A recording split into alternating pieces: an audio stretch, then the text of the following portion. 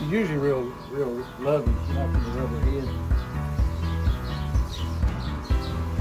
So what's all these people doing here?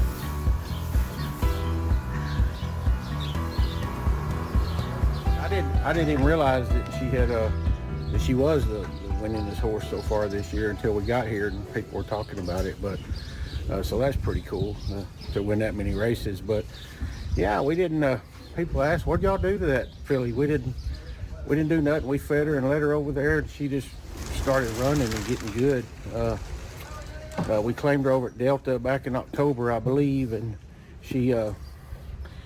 We run her in the A other than, I believe, the first time we run her, and she ran good over there, and she really liked that track, and so we just started trying to find the right race for her and putting her in there, and I always try to find the easiest company I can, and this probably ain't it, but we thought we'd take a shot. This is like, we don't ever get to run in a big track like this, and this was our chance, so we're going to take it and see what happens and hope for the best, right? So do you normally race in like Wyoming? Or did you just look at the condition books and that's where No.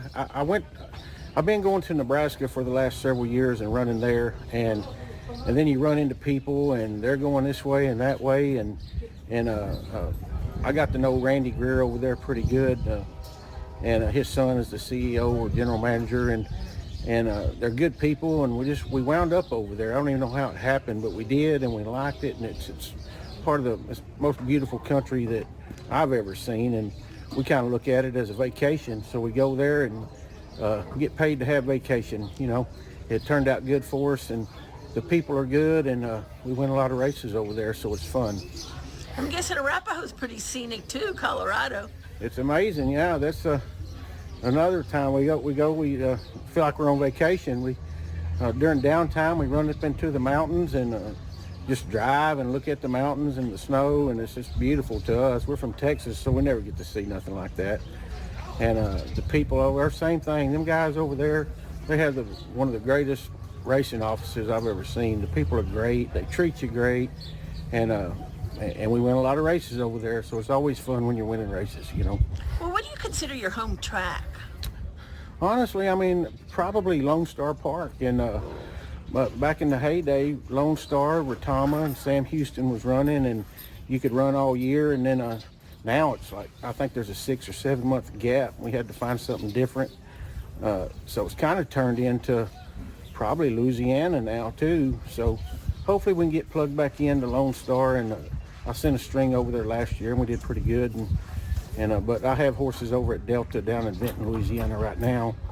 And we really love going there. Them guys are good, and the track's good, and we do okay there. It's a fun place to go as well. So is that where she shipped from, Delta, then? No, she was actually at Arapahoe in Colorado. So you shipped from Colorado? Yeah, we shipped from Colorado and went to Kansas and stayed overnight and kind of split the trip up. Wow. So you're hauling her yourself?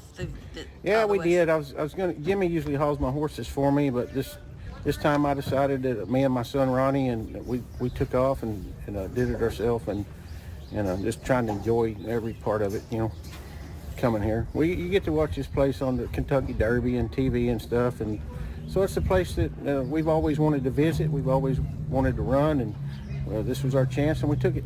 It's amazing. It's nothing like what I thought it was going to be. It's actually bigger. You know, once you get over to the grandstand, it's huge. I recommend everybody coming over here and visiting. It's really cool. So how many horses do you train? I think I have 34 right now. So you left most of your horses with your assistant while you're going around the Great West Coast or Great Western Adventure? We wouldn't be able to do it if I didn't have the best help on the backside. I feel like I got the best help. Lucy and Jason and Dino and Sergio, them guys, they knock it out of the park. They're really, really good, and they do a great job. Put in perspective her coming into your life. This horse here? Tennessee Moon, yes. You know, I tried to be realistic with what I got. I claimed her for $5,000. She's a lower level horse, and we've been able to run her in some races and make a little bit of money with her, you know. I know she's not Seabiscuit or nothing, but she is to us. You know, we have a great time with her. She's probably the best horse I've ever had.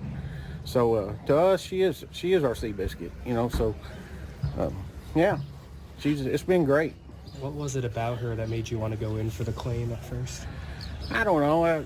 She just I watched her run over at Delta that first time, and I liked the way she just gutsy, you know. She'd prick her ears and let it roll. She did not want to be beat, and I kind of look for that when I'm claiming horses, and then we got her to the barn and tried to figure out, you know, what's going on with this horse, and give her a little bit of time, and ran her back, and she fired for it. So was it like really weird when she gets beat, or like, are you surprised? We thought she would win, of course, but I got her beat. She didn't get beat. I got her beat when we took her over to Wyoming. I didn't put her. The weather wasn't good, and I didn't want to send her out on that track, and I kind of let her fall off a little bit. And hindsight 2020, which we can all go back and do that, probably shouldn't have ran her, probably because she wasn't as fit as I'd have liked her to be because of the weather over there, and I got her beat. You know, that track's so heavy over there, the horses run out there about a quarter and feel like their legs are going to fall off, I think, is what it looks like. So that was on me. That wasn't on her. I told her I'm sorry. We'll try to put her in better spots, and now here we are, you know. But you said, I mean, she's deserved it. She earned her way here. She did. I think so. What do you think about the Claiming Crown as an event? Have you ever had a horse in the Claiming Crown? No, I never have. I was sitting over, was doing entries at Arapahoe, and I was talking to a bunch of the guys, agents, and some other trainers. Said, what would y'all do? Would y'all take a shot and go over there? What do y'all think? Y'all think we got a chance, or we're going to get our head kicked in? I don't know. How do we fit? And everybody's like, man, I'd do it. So everybody was encouraging, and so I did. I talked to my wife, and we prayed about it, and here we are. How long have you trained horses? I started breaking babies for a trainer by the name of Jim Bush back in, heck, I don't even know, probably 1996 or something like that. And then Lone Star Park opened up in 1997. So I was breaking babies for him, and then started galloping for him and working for him, and saved my money and claimed my first horse, and just kind of gradually built up to where I'm at now. And I think like I got my license in like 2001 or maybe 2002 or something like that. Is anybody in your family in racing, or is it something that you just sort of came upon? Well, my dad's always had horses, and he would do the I don't even know what you call it, rodeo, or he would do stuff like that, and so I was always involved in like rodeo and stuff like that when I was younger, and I worked for Frank McElvain. So I was involved in that way, and I was good at breaking babies, and that's what got me into the racehorse business, was breaking babies for Jim. It didn't matter if they were racehorses or whatever they were. We just take them and break them, and then I realized what Jim was doing and got interested in it, and he started really teaching me a lot, and I started watching and learning from him, and he was like an open book and taught me most of what I know about training racehorses. And What about it as an event? There's 83 different trainers that entered horses in these 8 races. I think it's amazing. Whoever come up with this idea was send them a fruit basket or something. It's amazing to have an opportunity to come over here, and like you said, people are coming from all over the country to see what they got and see how it stacks up, and so it's exciting. Like I said, there's a lot of us that don't have the big horses that get to run in the big races, so this is our big horse, and to have a chance to go across the country and run it for some pretty good money. The purse ain't so bad either, right? So getting to go run for that kind of money with a horse like this, what else could you ask for? I mean, it's pretty awesome.